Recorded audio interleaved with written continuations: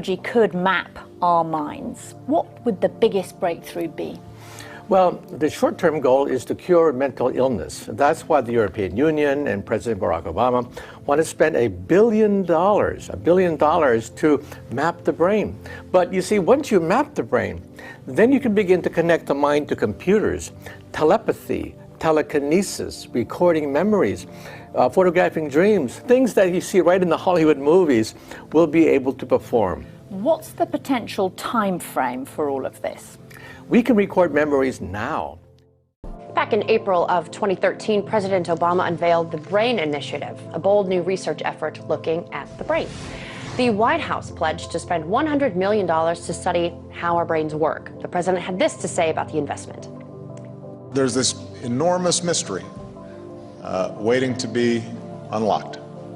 And the Brain Initiative will change that by giving scientists the tools they need to get a dynamic picture of the brain in action and better understand how we think and how we learn and how we remember. 1 year into the initiative, there's some big news to report. The next few months, highly secretive U.S. military researchers say they'll unveil the advancement of brain implants that could one day restore a wounded soldier's memory. The Defense Advancement Research Projects Agency, or DARPA, is behind the sophisticated memory stimulator. While this is great news for those who have suffered brain injuries, some people see it in a different light. Manipulating memories in people could open up an ethical minefield. It should also be noted that researchers have come a long way in understanding and manipulating the brain. A new piece of technology will help keep the five senses, as we know them today, were symbolized by the scarab. And when you see the scarab, you are looking at a human skull, divided in three sides, three sections. The front head, symbolized by ancient people as seven openers, 2, 4, 6, 7. That is the front head, and these are the receivers. You see with, you hear with, you taste with, you know, everything.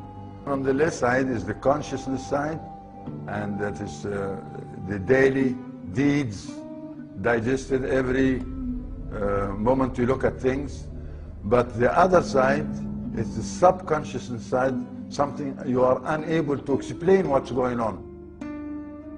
It seems clear that the ancients knew about the subconscious mind. They had the power to reach beyond the senses, something we began to be aware of with the writings of Freud and the advent of psychology in the early 1900s. Don't compare people of today like the people of the ancient days. The people of ancient days were healthy. They able to use the senses. We're looking at things as a crippled people. We only have 5 senses. We're supposed to have 360 senses. 360, and only 5 is recognized. We got the glands of the sense, but we didn't use it. And any muscle you don't use, it shrinks. Obviously.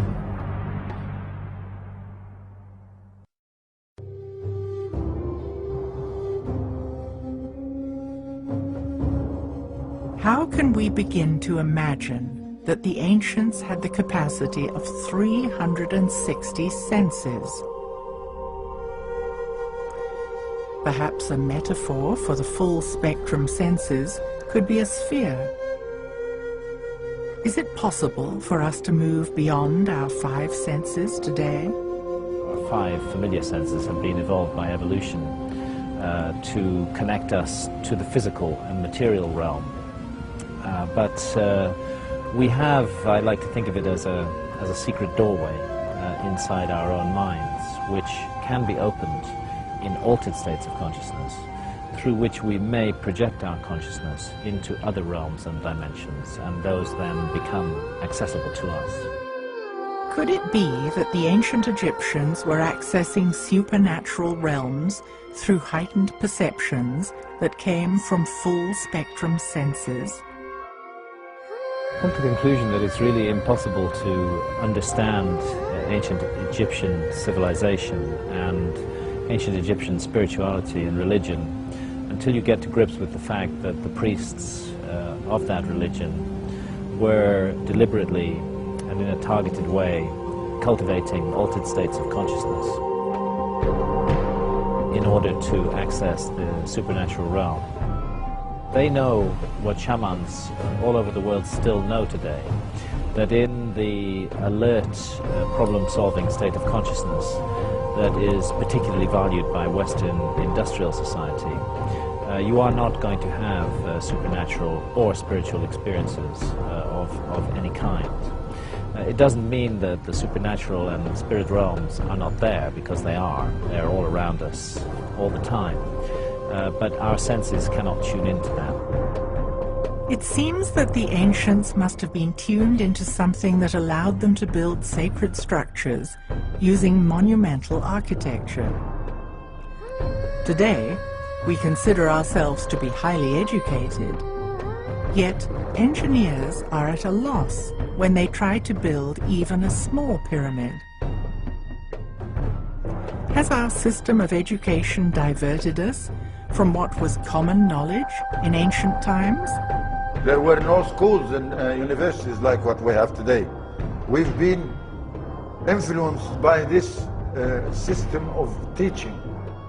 Today we think it's a relative life, that no education, they haven't been to school, and how can they build a pyramid? They don't know figures, how can they do this? But we don't know that the senses we have make the impossible possible. The impossible to us, which based on ignorance, make it possible. Because knowing is a very great power, just to know.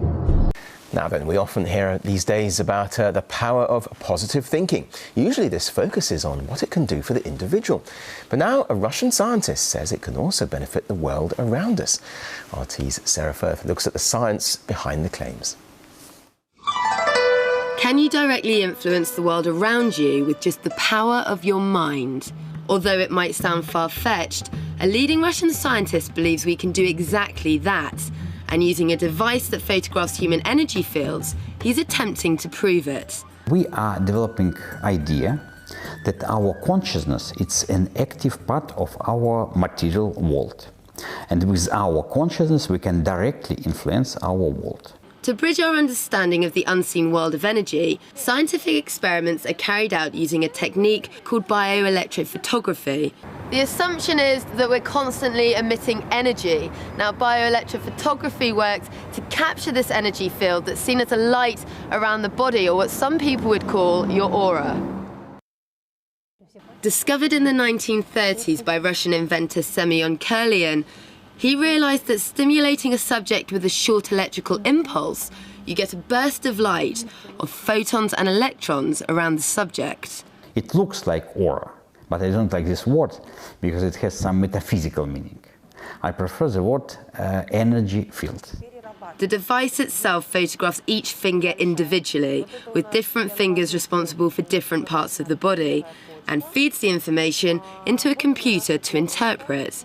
One supposed benefit of this technique is early diagnosis of serious illnesses like heart disease and cancer, but some who work in the mainstream medical profession remain unconvinced. From the point of view of today's medicine, I don't think this can be used as medical evidence, and I would even go further and say that it's harmful rather than harmless, as it diverts people from the true causes of their illness and from the truly effective treatment.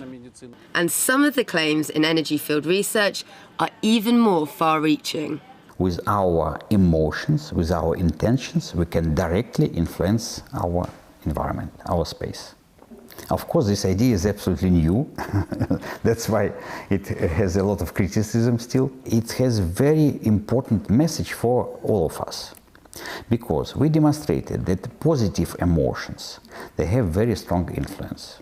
But the same and even more strong influence has negative emotions. But in one case, energy comes up, in another case, comes down.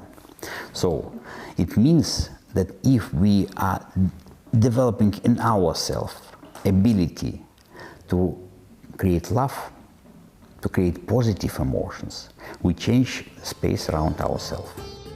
The idea that our personal energy can change the structure of the world around us is viewed by many with deep skepticism. But in the sphere of bioelectrophotography, work continues to find scientific proof for the theory.